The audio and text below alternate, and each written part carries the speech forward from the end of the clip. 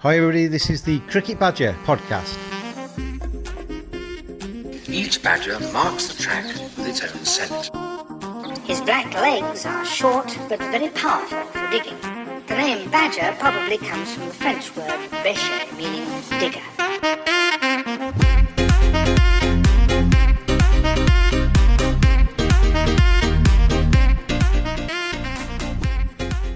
Hello Cricket Badgers everywhere, welcome along to another edition of the Cricket Badger podcast. I'm James, taking you through this one. As always, got a really interesting special guest for you today. But first of all, thank you very much indeed to tvsportsblog.com for their support of the Cricket Badger podcast, much appreciated. Give them a follow as well on Twitter at tvsportsblog. But let's get into this edition of the Cricket Badger podcast. And my guest is Azeem Rafiq, the former Yorkshire off-spinning all-rounder of Pakistani heritage, came across to South Yorkshire when he was around about 10 years old, got into that Yorkshire team, and I saw his very open and honest interview with Wisden Cricket Monthly the other day. Just after the George Floyd murder in America, I had Michael Carberry on this podcast, who gave me a sensational interview, to be honest, where he really opened up about racism in cricket. He described cricket as being rife with racism. That interview got picked up by a lot of national papers, a lot of international papers and cricket media, and the Black Lives Matter issues, the Michael Carberry comments, everything was quite high profile for quite a few weeks. And there's a danger, I think, in modern day society that we get all hot and bothered about certain causes, certain issues, then something else comes along. We'll move on to that and we'll kind of forget what Michael Carberry, Michael Holding, Ebony Rainford Brent, all of those people have said about Black Lives Matter and racism inside cricket and racism in society. And we move on to something completely different and everything just kind of reverts back to where we were before. I think it's important that we keep those discussions current, and that's why it's important that we get Azeem Rafiq onto the things like the Cricket Badger podcast to give his assessment of where cricket is, his own experiences of being in that Yorkshire dressing room. We'll talk about his horrendous year in 2018, which is really quite moving. I'm sure Azeem will describe himself as a proud Yorkshireman. I am very much a Yorkshire cricket supporter. I've never hidden that on the Cricket Badger podcast, you know that. And this isn't about witch hunting individuals. This isn't about embarrassing certain people. As Azeem says in this discussion, it's about raising this issue and trying to make sure that other cricketers that follow in his footsteps are not subjected to the same kind of racism and a lack of support when they really need it. When we started having this chat, myself and Azeem, we had a couple of really bad WhatsApp and telephone lines. We tried about 3 or 4 times. So you'll hear the first couple of answers that Azeem gets are a little bit muffled. They're not the best quality, but stick with it because it gets better as we go along, because we found a WhatsApp line that actually did the job in the end. I'm full of admiration for Azeem for coming out and sticking his neck on the block really and trying to give his side of stuff and trying to further the cause of cricketers that come after him. So it is with great pleasure that I welcome onto this edition of the Cricket Badger podcast somebody I know quite well from my time as media manager at Yorkshire, Azeem Rafiq. It's that Badger style. So I was thinking about you and your time with Yorkshire, and I thought back to one moment at Old Trafford, I think it was 2011, when you'd taken 3 wickets and then I think Yorkshire needed something like 10 or 11 off the final over, and you flicked one down to third man and then reverse flicked another one down the other way to fine leg and won the match for Yorkshire on television in front of a packed Old Trafford crowd. There's some happy memories there, aren't there? Yeah, there's a lot of happy memories. I think obviously I'd been on loan to Derby. I went away for performances and then got called back and got put into the team straight away. Old Trafford, I've always enjoyed playing there. I remember Craig White being very encouraging into trying to get us to be a bit more unorthodox, and I put the work in that week and just thought, well, why not? Let's be brave and let's go for it, and it came off. I must admit, when I watched that and a few of your other performances in 2012 as well, I thought, yeah, this lad's got something going for him here. He's got a little bit of character to sort of stand in front of a crowd at Old Trafford, which isn't necessarily the friendliest to Yorkshire in a T20, and to have the presence of mind to play those shots and the bravery to play those shots. You need a bit between the ears to do that, don't you? Yeah, it's obviously. I think when you're young as well, you sort of you don't think what it can go wrong. I think once you get in the system a little bit, that sometimes it can be coached out of you, or it can be sort of a little bit more fear can be put into you. But as when you're young coming through, you sort of just a lot more braver and a lot more fearless. Yeah, you haven't experienced the bad side too much then, have you? And so the fear of defeat isn't quite as severe. There was a number of really good youngsters in that Yorkshire side at the time. Obviously, I've got the TV on at the moment. Joe Root's on my screen in front of me. He's around about the same age as you. Gary Balance, Johnny Bairstow, some really good youngsters there. And I remember saying that, all four of you will go on and play for England. Three did, and you didn't. Is that a disappointment? And what do you kind of put that down to? First and foremost, it's absolutely brilliant to see them doing as well as they've done. Ruki's still in regular contact with Ruki, so it's absolutely brilliant to see what he's gone on to achieve and an incredible person he's become. Look, obviously, I think you need a lot of luck in cricket. Timing and stuff is everything. So, obviously, it was my dream to play for England, something I gave everything to, and it just wasn't to be. There was a lot of other factors that obviously some I've spoken about. It's an incredible bumpy ride. No, like I said, look, it wasn't meant to be, and I'm incredibly proud of what I've managed to achieve in the game. Play as long as I did, captain at such a young age. Obviously, I knew the challenges that I was facing day in, day out, and to overcome all of them and still achieve what I have done, I'm incredibly proud of that. Let's take you back to the start. Born in Pakistan. I've got it on record here that you came across to Barnsley in about 2001. So you spent your first about 10 years of your life in Pakistan and then come over to Yorkshire, is that right? Yeah, that's right. 2001 is when we moved over here. You hit the ground running when you came across. Were you playing cricket already in Pakistan, or was cricket something you discovered when you came to South Yorkshire? Oh, look, I think I grew up playing on the streets, playing in where I lived in the evenings and stuff. But something I loved, but I think more sort of proper cricket in terms of hardball cricket and a little bit more structured cricket only happened when I moved here. And when did you realise you were quite good at it? Because you captained England under-15s, you captained the England under-19 side at the World Cup as well, didn't you? And that included the aforementioned Joe Root in that side. Josh Butler, Ben Stokes was in that squad as well. I think in your mind, I don't think you quite realise that you just play cricket, you enjoy it, and you just sort of build up year in, year out. You just sort of try and build and try and get better, and you just want to make your family proud and try and get.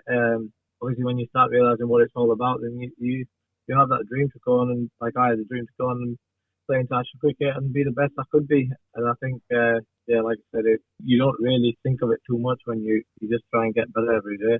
When you came to Barnsley, Azeem, and you must have been scoring a lot of runs and taking wickets to impress to get through to those England's age group sides and what have you. What was the day when you actually thought, I can actually make a living out of this? This could be a career for me? Yeah, like I said, you don't really realise it till you sort of. I didn't really realise it till I was playing first team cricket. To be honest, what it was all about. So just playing something that I enjoy playing, and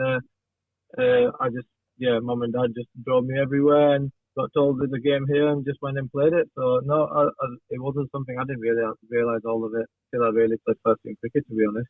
Am I right in thinking, Azeem, that you made your first class debut the same game as Johnny Bairstow? Because I can remember standing in the West Stand with a video camera in my job, and I'm sure I took video of your first walk out to the middle. I'm not sure if it was the same game we made our debut. I thought Johnny made it a game after. I'm not too sure. Mine was against Sussex Headingley. I know it's close together because I can remember doing those little videos. I think Johnny might have been the game after at home against Somerset. Yeah, and you obviously made waves, but I always thought of you as being, you had most of your success. You scored 100 against Worcester, didn't you, down at New Road, and you took wickets in the first class game, but you had the majority of your success in the T20, and in the white ball, you and Adil Rashid together in those middle overs, you could really squash the opposition batsman down, couldn't you? Yeah, I think that is a tricky one. That's something of, look, my personality sort of leads towards the one day in the T20 game. It's something I enjoyed a lot, but I think this is where I'm at about timing. I played that. I made my debut. I think I got 5 wickets in the game. I played this second game at Worcester, and I'm sure I got wickets in that and got 100. Pretty sure the game that Johnny made his debut, I was left out against Somerset. Right. So I never really felt like there was belief in me. And then in 2012, when Rash was struggling a little bit, that's when I felt like there was a little bit of belief shown in me by Fab and Dizzy. And I sort of, and I felt like there was, I remember we didn't really have many other options. We were in the Division 2 in terms of bowling, and there was a lot of belief shown in me where I was actually throwing the ball. I think I've played about 40 odd first class games or somewhere around there, but I reckon in quite a few of them I bowled. Well, I reckon a few of them I didn't touch the ball, or in quite a few of them I would have bowled less than 10 overs. So that's something I found really challenging. And I think that's part and parcel of being a spinner in this country. Yeah. But that's something I found really challenging, actually not being involved. In terms of the one day and the T20 game, that is something that, in terms of planning out the day, planning out my bowling, I found a lot easier tactically. I knew I was going to play a part. You always struck me as being somebody that had quite a lot of belief in yourself. I don't mean arrogant. I don't mean that in a bad way, but you always seem to be quite confident as a person. Is that me taking you right, or did I misunderstand you? I think coming into the whole system and that, I think you've got it absolutely bang on. I think, to be honest, at times you would say I was probably on the wrong side of overconfidence, but I'd much rather it be that way around than what actually ended up happening to me over my time at Yorkshire, and sort of spending that time around a few people, how that was slowly sort of, that became a person that I was unrecognisable. Really, at times I wasn't sure about myself, but yeah, I mean, me as a person growing up, me as entering cricket, my early years, you'd probably say, yeah, very confident. I spoke my mind. What if there was something I felt I believed in? I sort of went with that, and I had full belief in myself, no matter what anyone else thought about me. You were released by Yorkshire in 2014, wasn't it? And you had a little period out of the game. I know a few people at Derbyshire, and I know you went to trial. You'd already had a bit of a stint with Derbyshire, hadn't you? And you went to trial with them, and they said that you had the yips a little bit. You'd lost all confidence in your bowling at that stage. How tough was that to deal with? 2014, it was a cricketing decision. I'd picked up a couple of knee injuries. I did a knee operation, and I really struggled with my long format cricket because of that. And that slowly transformed into my bowling, my cricket full stop. And I struggled. It was a difficult time for me, but I worked my nuts off. I got myself back in there and firing at all cylinders. And probably when I went back, I felt like I was bowling better than I ever have. You'd taken wickets and you'd scored runs in club cricket, hadn't you? That to kind of alerted Yorkshire that you were back on your A game and were worth taking back again. To be honest, I think a lot of these things are a little bit media-led, PR-led. I'm not sure. It wasn't like I'd got 10,000 runs or 1,000 runs or got loads of wickets. It was nothing like that at all, to be honest. It was more, obviously, the reason was cricketing reason. And look, for whatever reason, there was the fact is that Rash went and played for England, and there was a gap there. And they trialled a few people, and they didn't find, even though it kept getting reiterated to me when I did go back how much of a favour they'd done for me. But actually, the fact of the matter is they couldn't find a replacement, and they felt like I could do a job again, and that's where it came from. It wasn't like I'd gone to the Yorkshire League, because it was only 3 or 4 games I'd played and got like 5 for every week or anything like that. Right. It was just, from my point of view, I was back bowling the way I was before I had my injuries.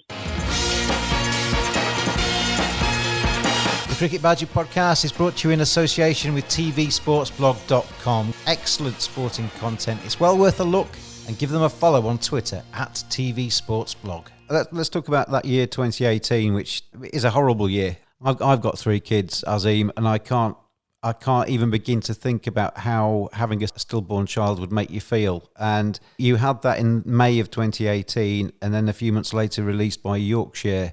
That is tough. I mean, the stillborn child is horrific. It's horrible to happen to anybody. But then to actually lose your county contract after that as well, where did that leave you? Nowhere. I felt, to be honest, James, it wasn't just the whole 9 months of pregnancy was difficult. I've spoken about it. I can openly say it was very difficult. At times, I got phone call when I was at training, from the hospital, and at times it was really difficult. And look, it's pretty clear where I'm heading and support would be a sort of compliment, really. If anything, I felt like that got used against me. And there's a few situations which I could talk about. There's a few situations I've got that it's not hidden, and I felt like the decision had already been made on my future, and ultimately it got my situation that I was in which, I mean, no fault of my own, horrible situation I won't wish on anyone. And it was the way that was used to get what they wanted. That's what left more than anything. That's what's left. No two ways about it. It broke me, and it really, I mean, the stillborn, really difficult. The 9 months leading up to it was horrible, but the aftermath was incredible. It's so difficult. And I mean, I remember one of my last meetings, an individual made the courtesy to actually come out and see me, and said that they would support me in everything. I think I got a little email, and that's the last I heard from anyone. So, all from my point of view, like I said, it killed me for a while. Really, I didn't want to be anywhere. I'd lost all trust in anything and everyone, really, because these are the people I spent the best part of a decade around, who I thought had my best interest. And they were under pressure. Team was losing. Everyone was questioning everything. But that lost my faith in humanity. It really did. The way it was done, horrible. Like I say, I can't even begin to imagine, and I don't really want to, how hard that was for you. And you're looking for your employer, whatever walk of life you're in, to be understanding, I guess, in that kind of situation, aren't you? And to support you rather than offload you. Yeah, I mean, obviously, especially when you've been told otherwise all along, then that in itself, and like you said, in that situation, but especially I've seen other people get supported for things. I mean, I would never say anything is smaller than others, but I know carrying my little boy from the hospital to the graveyard, but I don't know what could get harder than that in life. So to get, and I just, I remember one of the last meetings, I was there, I could hardly speak. Two people in the hierarchy was too busy looking at the clock. They weren't really interested in the slightest. And look, obviously they might have thought for a long time that just like everyone else, it's done, dusted, gone. Couple of news articles and they've been done. It's not about me anymore, James. It really isn't. I feel like I'm pretty strong, and it nearly tipped me. I wasn't far off. I just think to myself, if I don't stand up and raise a voice, even if I have to stand up on my own, I will, because it could happen to someone else and it might tip them. And then who's held accountable? Then you'll see a lot of tweets. Then you'll see a lot of hashtag cricket community. Then you'll see a lot of support for each other. But why support when it's too late? Because I can tell you day in, day out, these sort of things are happening.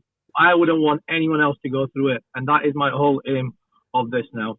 I'll be honest with you, mate. I'm actually struggling to get past that sentence you said about carrying your stillborn child to the graveyard. That is a pretty powerful image that's put into my head, and that's horrific. I really feel for you. Fed up of collecting your team's matchday subs? Worried about carrying cash post-COVID-19? Try slateapp.co.uk. Less contact than contactless. Slate, the smartest way to collect weekly match fees and more. Download the app, slateapp.co.uk. Not just for cricket, any clubs that collect subs. It just makes sense. Stick it on the Slate. slateapp.co.uk. I mean, getting on to the sort of the British Asian stuff and the racism stuff that was raised in the Wisden article, it made me think about my time there. My time was alongside your time, really. You were about 15, I think, when I first met you, and coming through the ranks, and obviously then you made your debut and you were around all the way through to when I left. And it made me think about my time at Yorkshire. Did I see racism there? Was I conscious of that? And I can't honestly say that I did. But obviously I'm not you, and I wasn't actually in the dressing room 24/7. So I mean, I had Michael Carberry on the podcast. That interview was picked up by a lot of people, and Carb said that he was somebody that actually spoke out about it at the time. If somebody called him something or he was not happy with the situation, he would fight back. And he said that actually cost him, I think his words were, it cost me my career. And he said, other people have to kind of think about that, and they balance whether they stand up at the time or whether they talk about it later, or whether they just bury it all together and just move on because they're conscious of the fact that the guy that you might be complaining about is picking the team. Whereabouts in that kind of spectrum do you fit? Yeah, look, I think, I mean, I saw bits of Carbs and stuff. I think a lot of things he said is exactly bang on. I don't know if at the start, if it was there or not. I don't know whether I was oblivious to it all. Is there comments made that you look back and think, why the hell did I let that, what was that all about? And yeah, there is. Should I have stopped it? Yeah, we should have. But I think to myself, why didn't I stop it? And a lot of it, or I guess it gets down to the fact is, if you do, you're made out to be the bad person. I spoke up about it once, and my life was made hell after that. That is a simple fact. Do I think there's institutional racism? It's at its peak, in my opinion. It's worst it's ever been. That's just me being bang straight honest. I think stats don't lie. I think you look at number of players, that's an indication. I think you look at number of staff. I don't know for definite, so this is just my sort of opinion and what I think is happening. I mean, some of the comments I could talk about here, and it would ring massive, and I'm talking some very high-profile players, some very high-profile people, some very high-profile administrators, and you think of it, and you're at the club. I mean, I'll mention one thing because it doesn't involve any individual as such. We played a game at Headingley, and a young Asian kid was thrown. A full glass of beer was thrown over his head at Headingley in the stands. We found out about it in the dressing room after, and everyone found it funny, but I didn't. Yeah. And I mean, I think he might have been given a little signed jumper as a thing. I can't remember for definite, so don't quote me that. But I don't know what. But that's not funny at all, and that's only a snippet. Could sit here and talk all day on it, but what I don't want to do is I don't want it to become me against them and it lose the purpose of what I'm trying to achieve. Try and not let this happen to the next. One of the things that, I mean, I was involved a little bit of it in it when I was at the club is obviously using the likes of you and Adil and Ajmal, who was around at the time. Moeen came through a little bit later, didn't he? As kind of role models, because Yorkshire had always had a bit of an issue of trying to attract the British Asian population in Yorkshire to come and buy tickets effectively. So there was the mercenary aspect there, and to try and open the club up to more supporters and a big support base that obviously love their cricket but don't necessarily see themselves as Yorkshire supporters. Is that something you took as part of the job, or was that something you found difficult? No, I think it was encouraging. Like at the time that you were there was 4 of us. Always there was 4 or 5. There was a few academies, so there was 5, 6 of us all time, and you didn't feel isolated. You didn't feel like you had to do stuff to fit in, or you didn't feel. But as the time has gone along, you can just go through the years, and like I said, the stats and the numbers won't lie to you. It's actually staggering to say, if I'm not wrong, I don't think there's one on the staff right now at Yorkshire. Find that really, really staggering, but at the same time I don't, because I know what happens on a daily basis. Yeah, it's to be honest, it's actually, like I've said in a couple of my tweets, people higher up need to wake up. It needs to stop being a PR activity. It needs to stop being a funding activity. Yeah. People need to wake up. The next day after my article, there was a survey. I don't know if that was a coincidence or not, but there was a survey on racism sent out the next day after my article. People, I am not expecting to, but it seems like it might be, it's going to be a couple of days and then it's just going to wash away. There's going to be something new. I'll fight on my own. I will fight on my own because I do not want anyone to go through what I went through. There's a difference in there between institutional racism, and when I did the interview with Michael Carberry, I was really surprised at some of the responses I got on Twitter, because I anticipated that people would say, and a lot of people did say, well done, Carbs, for standing up for yourself, and it's an important subject, and kind of well played kind of stuff. But a lot of people said, well, there's no racism in cricket, institutional racism, that's elsewhere. But the whole point of institutional racism, Azeem, is that it is in the bricks and mortar of a place, isn't it? It's the belief system inside a building, and a lot of cricket is run by white people for white people primarily, isn't it? And that's where that kind of culture comes from. So the rules and regulations are set for white people by white people. Yeah, obviously, like so I know one of the coaches at academy level is one there's I spoke to a commentator about this a few years ago, and he talked about when he was at his club, there was an Asian guy who came and trained with the first team, and he asked the guy asked the coaches about him, what is he like as a lad and that. And one of the coaches, oh, he's sick as anything. He's just sick. He's this, he's that. He's sick. Anyway, so obviously got to play a little bit of second 11 with him. And he found out he was doing something like aerospace engineering and something as clever as that. Yeah. Now, he goes back and goes, you told me he was sick. He's studying out. How can he possibly be sick? And you'll see it. I've seen it. An Asian lad comes on, the first thing, one of the coaches at Yorkshire, you'll just call him, there'll be this thing of like, he's sick, he's this, he's that. And because there's no one in the staff no one in the coaching staff or no one in the hierarchy who has any sort of understanding of what might be happening in his life, he's just deemed because he might be a little bit different, he's just deemed as an outsider straight away. You said in your wisdom piece, Azeem, I had a captain who was openly racist. How did that manifest itself? What was said? What made you think that was the case? Look, I'm not going to name names, but without naming names, this gentleman at times, like, you felt like he could say stuff and literally the whole place would find it absolutely funny. People who know him know that he's racist. There is no two ways. There's not even a, like, maybe not. This guy is racist, and that is a fact. I mean, some of the I could literally go on, but from socializing times to when you're at a game, there'll be comments made, and you'd be like, why did I let you? I just think back, and to be honest, I think to myself, why did I not say anything? But then I think, right, the one time I did, what happened? So if I'd have said that earlier, I probably wouldn't have played for as long as I did. So when you did stand up for yourself or for what was said, you were dropped from the team. What was the repercussion of that? When I raised this point, after that, I mean, everything was just different.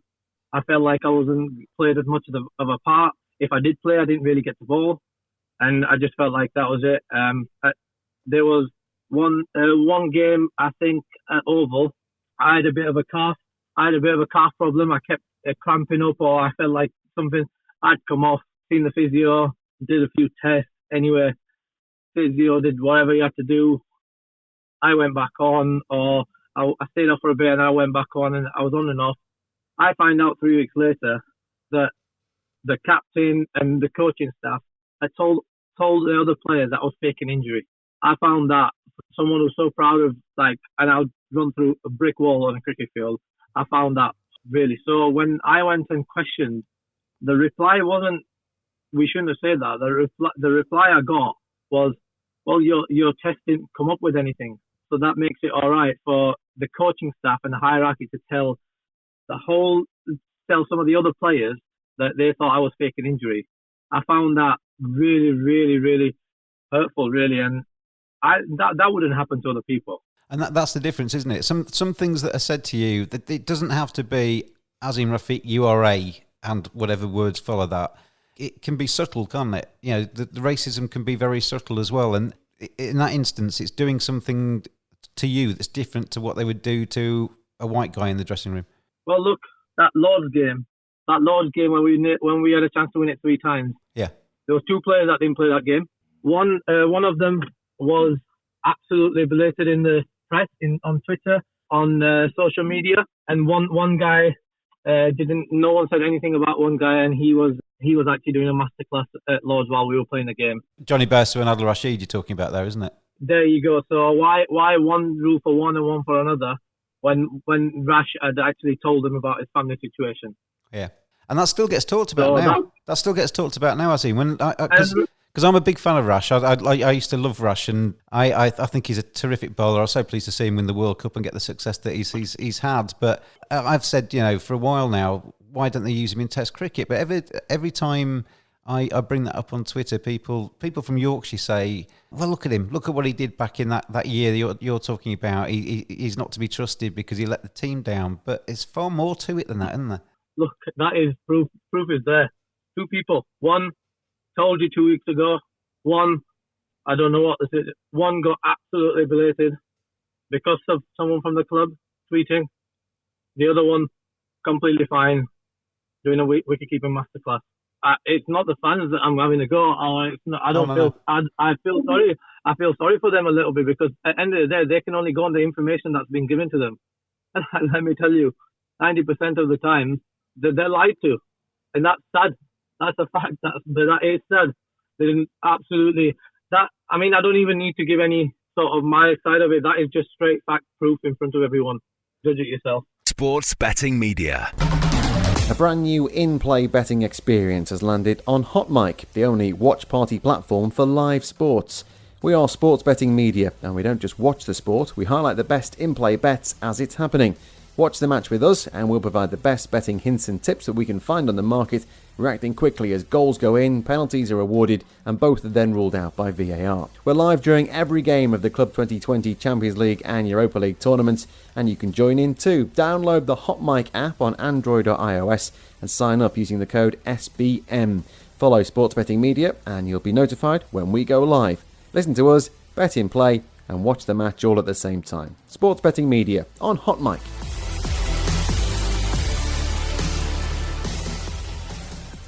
Tell me about that day when you were running out onto the field and you had, was it Ajmal, Adil and Ron and Naveed alongside you, and somebody said to you when you were coming onto that field, there's too many of you lot, we need to have a word about it. Was that said in jest, as a joke, or was that said as an aggressive point? It's wrong either way, but... Look, it wasn't said in an aggressive way, but that is exactly what happens. It gets disguised as banter. Yeah. That isn't banter, and that's not funny. And it definitely wasn't banter. And definitely wasn't funny. Especially when it comes from someone such a high influence in the game in this country, you think, oof, yeah, right, that's the thought process.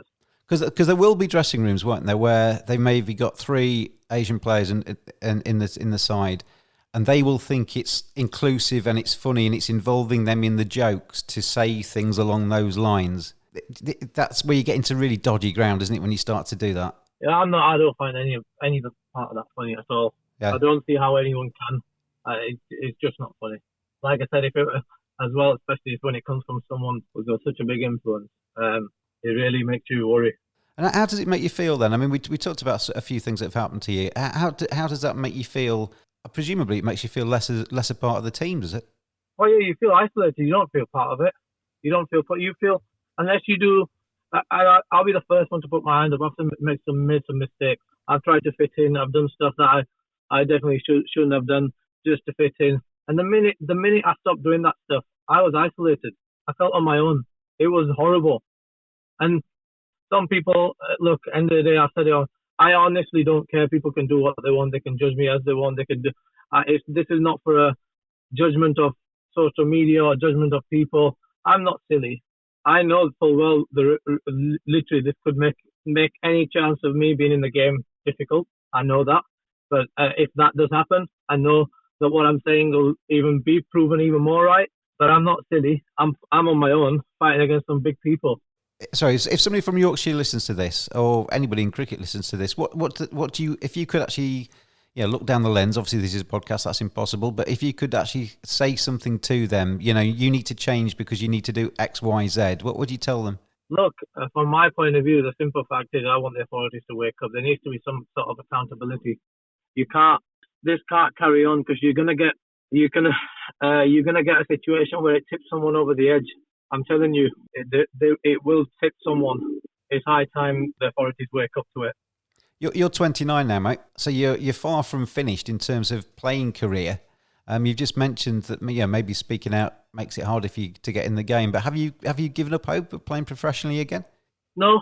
I mean, obviously, I'm at that stage where I'm not gonna run after it because I know the pain that it's put me in as well. So it's time I need to really spend my energy on because, like I said, the aftermath of the event was everything from physically, mentally, and financially. So and I'm just sort of getting myself in a stage where putting food on the table is not a worry every week. So, like I said, from that point of view, I mean, my long-term ambition is to be a coach because I think that's really where you can make a difference. But like I said, I think right now I've never been when I was first coming through. Little part of me was lost, but I feel like that little part of me is back, and if I have to stand up on my own, hey, this is not going to be 2 days, 3 days, speak up and then go quiet. And I just want something to be done so it doesn't happen to other people. I'm going to give you two examples of, well, two moments of your career. There's the moments at Durham. I'm sure you remember it when the game was called off. I ended up having to ferry a press release to Martin Moxon. It was a passport issue that you had, wasn't it? And Yorkshire were taken out of the tournament that year, and we had to do a little bit of. I think I put you up for a radio interview, and we filmed you coming out of your car to try and stop people harassing you after that because you were getting a little bit of grief at your home at that stage. Was there any repercussions from that, from what people said to you in terms of with racial connotations, or was that just taken? Were you supported from there? Racial comments, you have from the minute I started playing as a 11, 12-year-old, you get that. Yeah. That is, if anyone, you get it on the field, you just get it. That is a fact. You just sort of become hard-skinned and you try and sort of block it all out the best you can. When it's from the outside, it's a little bit different. Like it's like you block it out. When it really affected me when it came from the inside. That is when it really, really affected me. Because these are supposed to be your teammates, the people that you run through a brick wall for and support each other. Yeah, and these are supposed to be not just your teammates, some blokes that have sort of gone out of my way to help. And I always did that for anyone. And when it came to my time, I was on my own. There's no, I mean, obviously apart from a few, Rash had been absolutely like an older brother, absolutely brilliant. Leezy came to the hospital and he was with me throughout that process. So to name a couple, but yeah, to be honest, it took my faith away from cricketers in the cricket community. It was horrible, and like I said, it's now. I'm not silly. I'm not punching any. I'm not mincing my words. I'm not being political. This stuff, I know it's already had a reaction, and till something gets done about it, I'm not gonna. Having opened up now, it'd be silly for me not to sort of really try and make a difference. How was it taken in the dressing room when you were made Yorkshire captain? Andrew Gale was injured, wasn't he, in that 2012 season, and you took over the captaincy of the T20 and did really well from memory. 6 or 7 wins on the bounce, wasn't it? And got the club to finals day that year. Was that accepted by everybody? Was there any kickback against a young British Asian getting that job at that stage? Like I said at the start, you sort of thought you're oblivious to it, or you sort of just fly with it. And Fabi and Dizzy were amazing. They were amazing for the club. They were amazing for the players at the club. So I mean, around that time, there's no surprise there was so much success.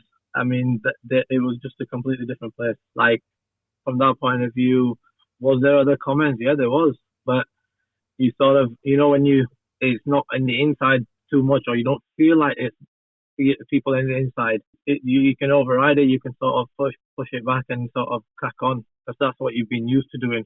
But like Carl's mentioned a little bit, it's little comments like it's little where the brother's going and stuff. It just adds up, and then to add to it the situation 2 years ago, it just sort of the thing was like, wow. So people have been saying it, you've been ignoring it, but they're right. One of the things I remember that Carb said was that, in his case, as a black guy growing up, you have to kind of prove yourself twice, almost as a cricket. One is as a cricketer. A white guy coming up through the ranks proves himself as a cricketer, and that's all he has to do, and that's tough enough. But as a black cricketer, you have to prove yourself as a cricketer, and then you have to get over the racial side of stuff at all. So the journey is harder. Can you relate to that? Without a doubt, you have to be extra special, first and foremost, even to just prove yourself as a cricketer. You have to be extra more than anyone else for these things to not even touch you. And then, yeah, without a doubt, hang on. There's no other thing to it. That is exactly how it is. You mentioned in your Wisden interview the support you've had from Adil Rashid over the last few years, and also from the PCA, who are great in supporting people, aren't they? Yeah, no, look, PCA have been brilliant throughout, really. As a lot of the times even before the last couple of years, when I did feel these things, and I sort of I reported it to them, and they're aware of the log of the reports and stuff. So they were absolutely brilliant. They have been throughout, always.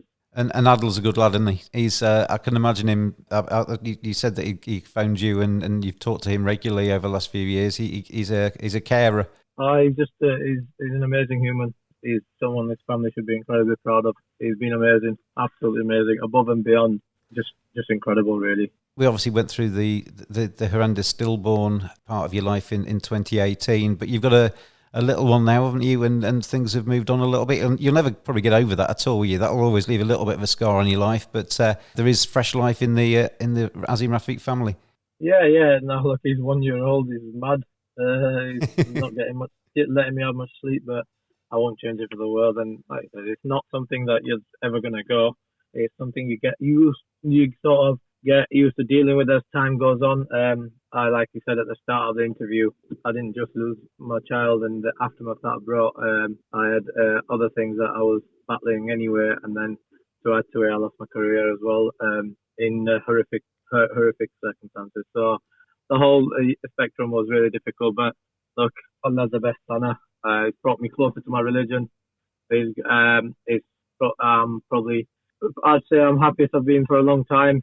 I've got an incredible family, and I'm just proud that I've been brave enough to get through it, because I know the dark days were really dark, and now I'm even prouder of the fact that I have selflessly put my neck on the line to try and make a change for people in the future, and that is what I intend on doing. And Azeem, I settled down to have my tea one night, turned on the television, and your ugly mug appeared on it because you were delivering food at the time. So the COVID, the lockdown, you rose to the challenge of that as well, didn't you? Yeah, it's to be honest, it was incredible. That we see that as a massive.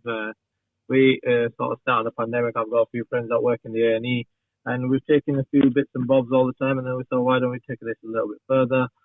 We sort of started giving free meals to key workers and selling curries on a Saturday night to raise money for the Barnsley Hospice. And from that, kicked on to my own business in Rotherham, which is a Asian tea place, and it's been incredible. It's been really good. We've had challenges there as well, dealing with the authorities in Rotherham.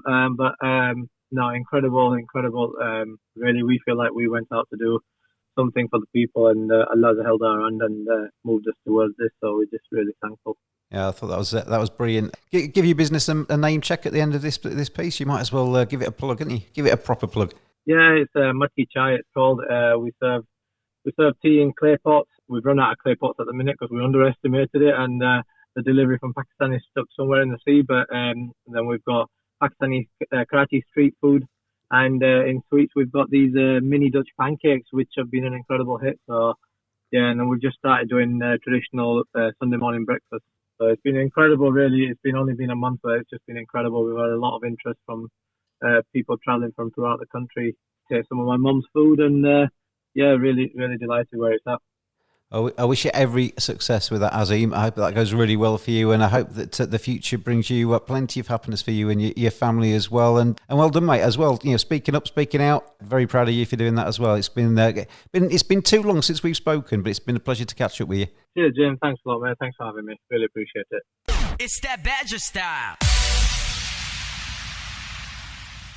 Thank you very much indeed to Azeem for joining me on the Cricket Badger podcast this week. Some really frank, some really honest, really open discussion there. As I said at the start, it's not about a witch hunt. It's not about trying to work out who is the player that he's talking about in terms of who said that and who said this. It's about just raising this issue, making it current again, and making the cricket authorities sit up and listen and actually think, he's got a point there. We should be better at this. We should be supporting our players better than we do, and we should be looking at our systems, looking at our dressing rooms, and making sure that any player from the BAME community doesn't have to suffer any sorts of racism, whether it's banter, whether it's overt, whether it's institutional. Cricket needs to look within and to be better. And it's not signalling out cricket. All of society needs to do the same thing. Cricket is not immune to that. Can't afford to be complacent. I really applaud Azeem for coming out and saying what he's saying. Thank you very much indeed to tvsportsblog.com for their support of the Cricket Badger podcast. Give them a follow on Twitter, please, at TV Sports Blog. If you have enjoyed this podcast, please give it a like, give it a subscribe, leave a nice comment on whatever podcast platform that you listen to it on. And I've been James. Thank you very much indeed for listening, and I'll see you next time on the next edition of the Cricket Badger podcast.